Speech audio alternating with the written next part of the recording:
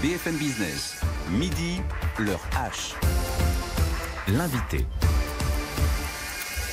Ils sont souvent jeunes, étudiants, parfois ce sont les saisonniers, ceux pour qui les mois de juillet et août sont d'ordinaire en France synonymes de forte activité dans la restauration, bien sûr, dans l'hôtellerie, globalement dans les loisirs.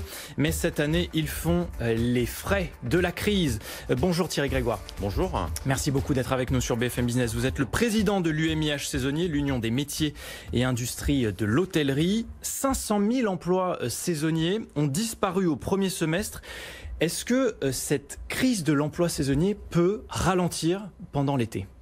Alors déjà, sur 1 million d'actifs, il y a 750 000 salariés, dont 300 000 saisonniers d'été, 100 000 l'hiver. Donc aujourd'hui, effectivement, on a un certain nombre de saisonniers qui n'ont pas pu, à la suite de la période de confinement, donc au 17 mars, reprendre leur contrat de travail. Donc ceux-là qui avaient signé des contrats de travail sont dans le dispositif d'assurance chômage, et puis les autres étaient en activité partielle. Donc oui, il y a une déperdition. À partir du moment où on a eu chaque semaine qui avançait, pas de date de réouverture. Maintenant, la date, c'est le 2 juin. On est dans la saison pour un certain nombre d'entreprises, que ce soit en station de littoral ou dans la ruralité et de montagne, où il y a beaucoup d'activités. Le 2 juin ? Mais le 2 juin, oui. On a eu cette ouverture. C'est vrai qu'on a une déperdition et qu'on n'a pas pu recruter tous les saisonniers qu'on a besoin parce que absence de perspective de chiffre d'affaires. Et ça, c'est un sujet. Donc, c'est beaucoup de saisonniers qui ont effectivement, vous l'avez très justement dit, qui ont moins de 30 ans. C'est beaucoup aussi d'étudiants qui font la saison d'été pour préparer leur rentrée universitaire. Donc, ça va faire du budget en moins, un peu de la précarisation.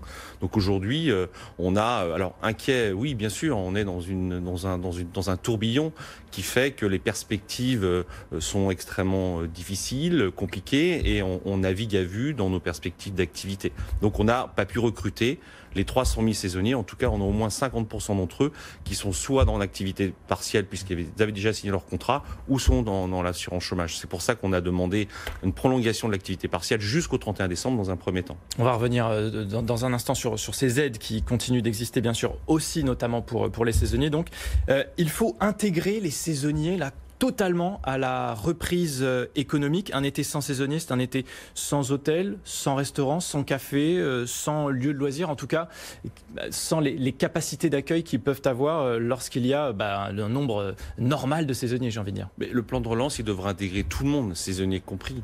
À partir du moment où on n'a pas la clientèle internationale, la clientèle hors Europe. On n'a pas de mobilité au niveau de l'Europe. On n'a que de la clientèle nationale, donc domestique.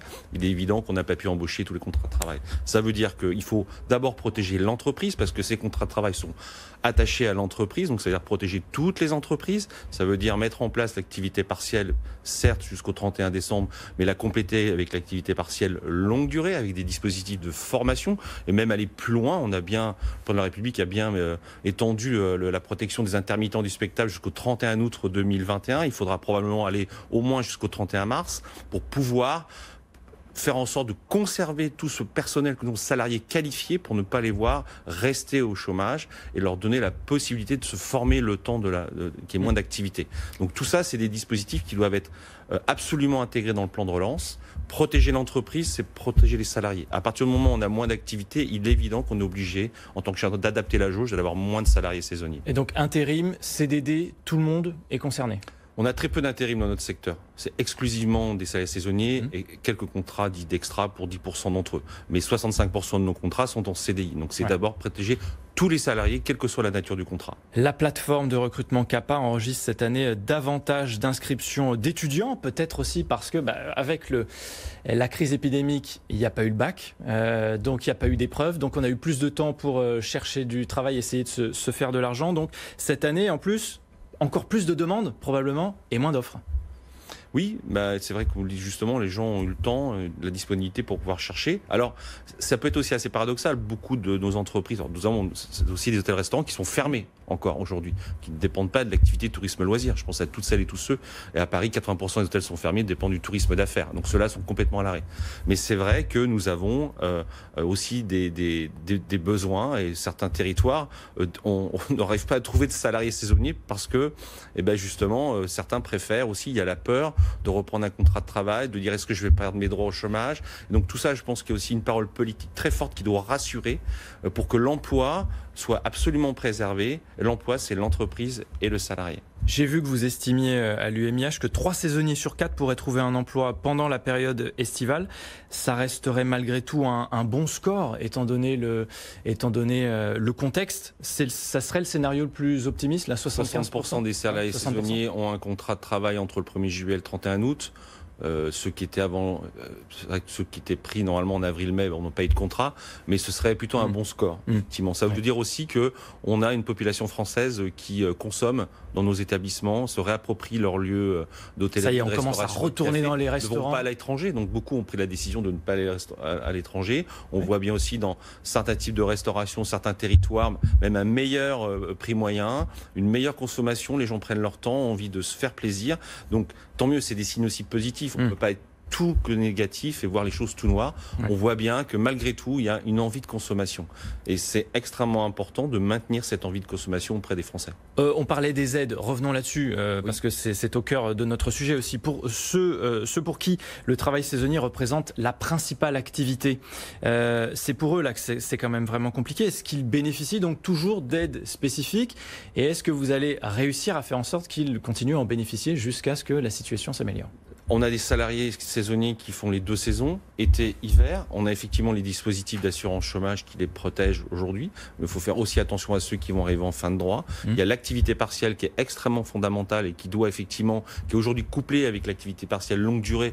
Il faudra probablement mettre en place des dispositifs de formation pendant 2 semaines, 3 semaines, 4 semaines. Mais il faut surtout, on avait obtenu l'extension 30 septembre, on a obtenu maintenant 31 décembre. Il faut probablement encore l'étendre pour protéger 5 millions d'actifs. Le secteur de l'hôtellerie-restauration, c'est quand même pas un petit secteur, c'est un des 3 secteurs les plus importants. Sauf que nous avons besoin de clients et aujourd'hui, les clients reviendront à un moment ou à un autre. Mais il faut passer cette période-là et ça doit faire impérativement partie du plan de relance. L'emploi, sauvegarder l'entreprise, ça c'est vraiment fondamental. On n'a pas encore la liste des secrétaires d'État. Est-ce que vous réclamez toujours un secrétaire d'État au tourisme ? Est-ce que vous avez des éléments qui vous permettent de savoir si aujourd'hui, oui ou non, vous allez avoir votre secrétaire d'État ? Parce que le tourisme, et vous le disiez dans des précédentes interviews, c'est quand même 8% du PIB, 17% si on ajoute la restauration. On a d'abord un ministre des TPE et des PME, donc ça déjà c'est plutôt une très bonne nouvelle. Là-dessus, vous êtes plutôt satisfait ?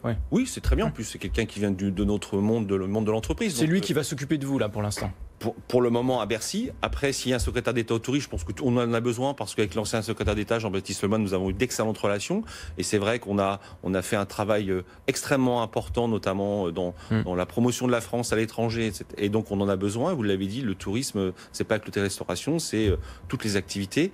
Et donc, on mérite, me semble-t-il, d'avoir un secrétaire d'État au tourisme. On aurait pu mériter un ministère, mais ceci dit, si nous avons un secrétaire d'État, c'est bien aussi qu'on ait une forme de continuité dans tout le travail qui est fait depuis des années et des mois, et notamment là, pendant cette période de crise. Un dernier mot sur l'importance de l'aspect géographique, parce qu'on a parlé de la géographie du virus qui s'est propagé en France, avec des clusters, etc. Dans l'économie, il y a des endroits sur le plan économique, des zones géographiques plus touchées que d'autres. La région Île-de-France, beaucoup de services, beaucoup de sièges d'entreprise, des régions d'industrie, Toulouse avec l'aéronautique, on a les grandes villes, Bordeaux, etc. Est-ce qu'il va aussi falloir s'occuper de gérer ces questions-là de manière plus locale en fonction donc de la géographie?